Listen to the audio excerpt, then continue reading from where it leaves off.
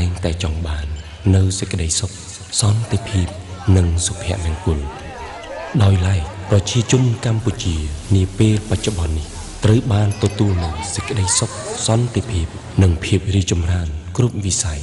មិនថាទីក្រុងឬជនបទឡើយដូច្នេះយុវជនគឺជាសសរគ្រឹះដ៏រឹងមាំរបស់ប្រទេសជាតិចូលដុំកម្លាំងដុំចំណេះដើរស្របផ្លូវតែមួយដើម្បីជាកម្លាំងកសាងមាតុភូមិរបស់យើងឲ្យកាន់តែមានភាពរីកចម្រើនទុកជាមរតកដល់ខ្មែរជំនាន់ក្រោយ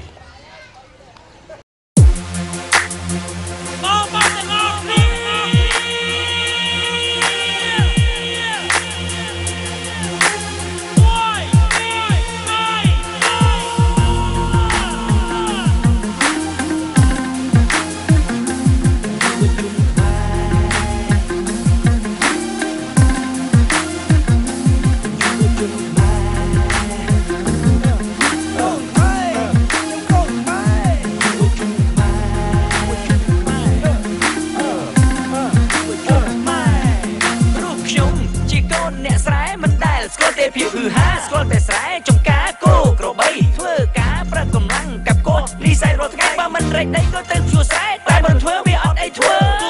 ក្បីមិនឃើញមកឡើងចេញទៅហើយមិនសិនអត់គឺវាដាច់ពោះមកមិនថាឆ្នាំសុំតែមានវាក្បីខ្ញុំទៅវេទនាសើស្លាប់តែជាប់លាប់សបោបែបដោយសារតែវីដើមខ្ញុំលោកចង់ភូមិមានណាគាត់ដឹងថាខ្ញុំអត់ងាខោចៅចងហើយយាយតាតាស្រឡាញ់អស់តោះកំសោកស្ដាយលោកស្ដាយចំរោពីថ្ងៃណាលក់និយាយទៅវាដូចជាខ្ញុំនឹងវាអួតរស់តែវាជាការពេអូសំណាងមែនបានកាត់ជាអ្នកស្រែសំណាងមែនបានកាត់ជាកូនខ្មែរសំណាងតែខ្ញុំស្រែតែសង្ហា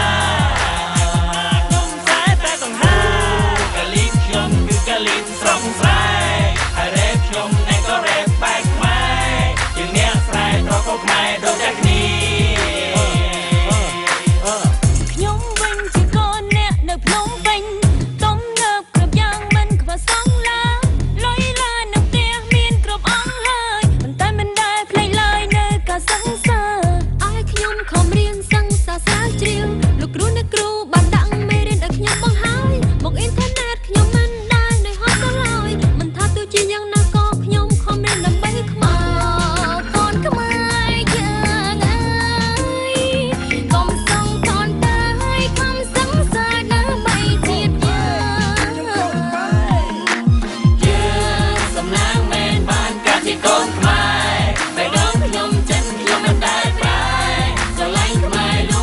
ខ្ញុំ